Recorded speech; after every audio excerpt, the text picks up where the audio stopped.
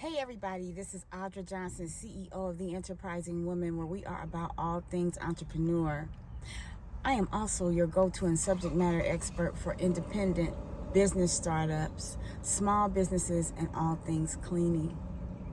Today, I would like to talk to you about something that's very important as it relates to how we navigate and do things in these wonderful internet streets. And I'm going to start off with the term cyberbullying. You know, it's something that's been around for years.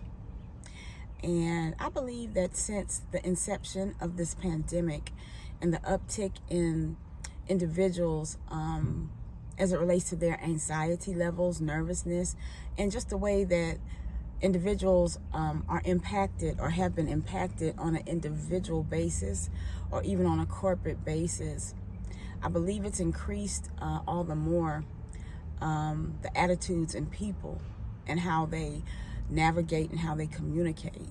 So those of you that are in business, it's very important that you navigate appropriately and that you handle yourself professionally. Those of you that are in ministry, it's very important that you do the same.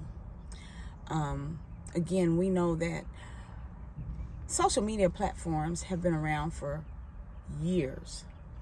And with that being the case, it's very easy for individuals to sit behind a keyboard and pretty much be whoever they want to be, say whatever they want to say, and do whatever they want to do. You know, and that's fine. But we have to be mindful, especially in business and even in ministry, on how we conduct ourselves.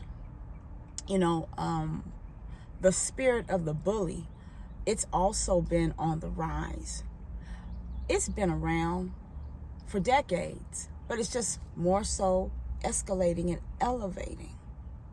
So when I say the spirit of bullying, I'm basically talking about the traditional classic definition of a bully.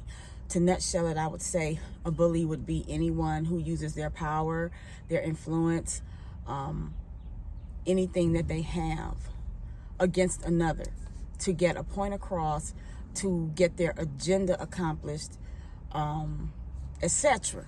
That's just a real nutshell, small definition of what a bully is. And that's just one example, because there's more than one way to bully a person. The spirit of intimidation, that's been really heavy also. So again, in these social media streets, we must be extremely mindful how we conduct ourselves. Not only how we conduct ourselves, we must be mindful of the other individuals that we communicate with.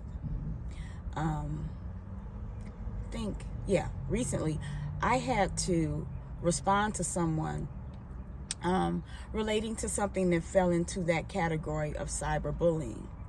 And of course, I did it with grace, peace, truth. I did it within those parameters, because that's the way I believe in navigating.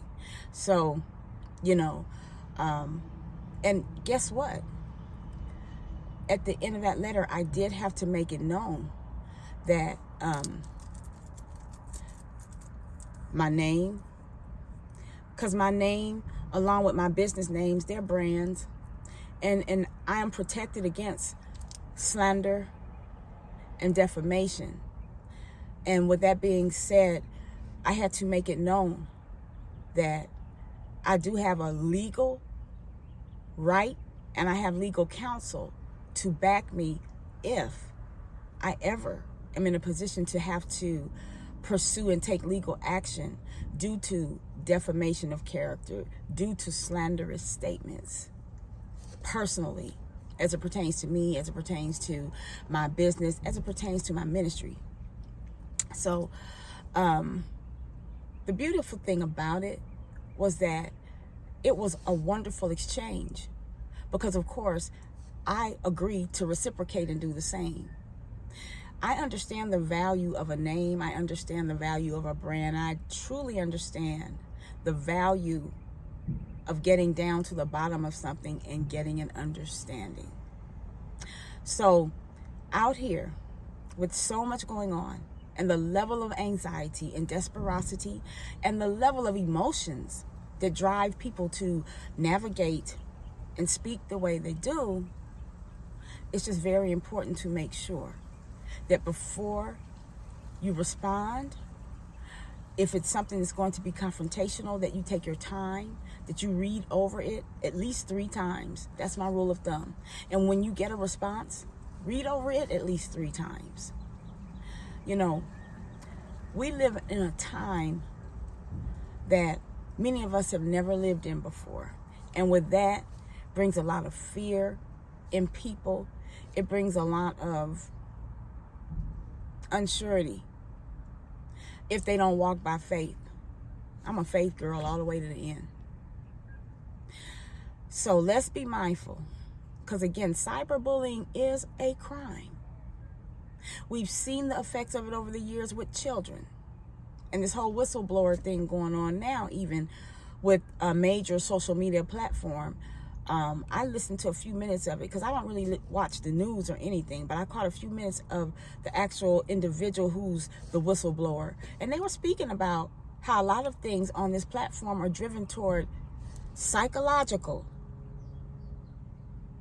programming and mental manipulation, not only of the users and the people, but of the children. So, you know, it's just important. It is just very important.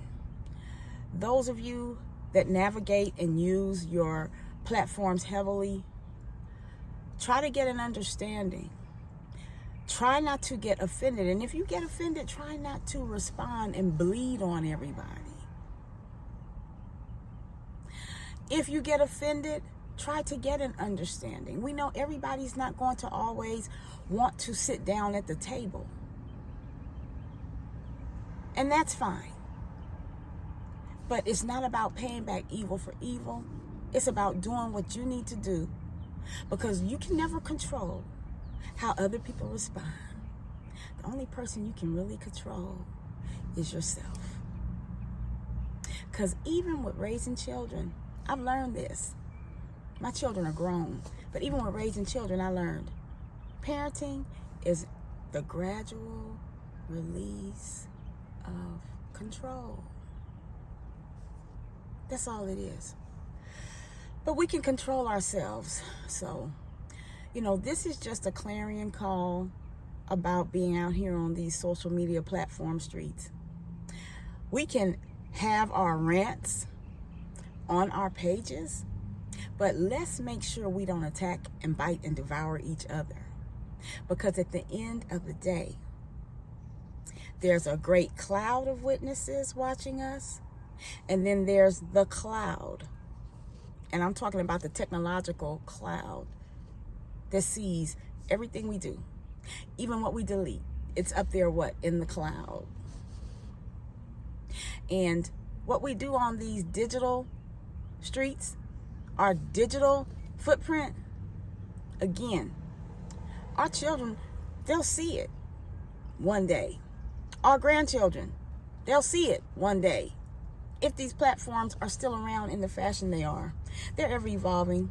They're always changing. But nevertheless, it's all about doing things in decency and in order. So this is all I have to share with you right now, but I truly wish everyone a wonderful, wonderful, and blessed day, afternoon, or evening. Balance of the week, balance of the month, and balance of this year. Looking forward to big and great things. Stay blessed and stay prepared. Until we talk again, bye-bye.